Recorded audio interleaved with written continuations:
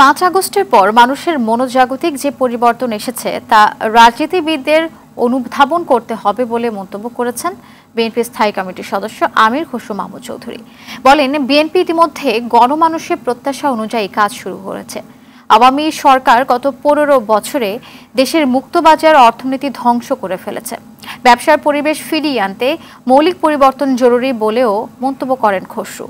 রাজধানীর বনানীতে UK BCCI এর প্রতিনিধি দলের সাথে বিকেএমইএ, বিটিএমইএ সহ কয়েকটি ব্যবসায়িক সংগঠনের সাথে আয়োজিত এক সেমিনারে প্রধান অতিথির বক্তব্যে এসব কথা বলেন তিনি। অনুষ্ঠানে বাংলাদেশি বংশোদ্ভূত ব্রিটিশ এমপি রূপা হক সহ অন্যান্যরা উপস্থিত ছিলেন।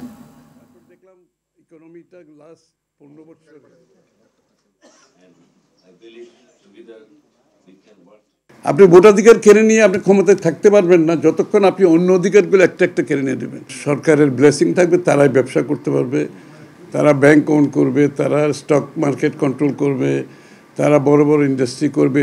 অর্থনৈতিক যদি আপনি গণতন্ত্রায়ন করতে না পারেন তাহলে কিন্তু এগুলো বারবার ফিরে আসবে। মৌলিক পরিবর্তন আনতে হবে দেশে। 2.0 বাংলাদেশের কত বক্তৃতায় বললে তো হবে না, এটা ধারণ করে কাজ করতে হবে।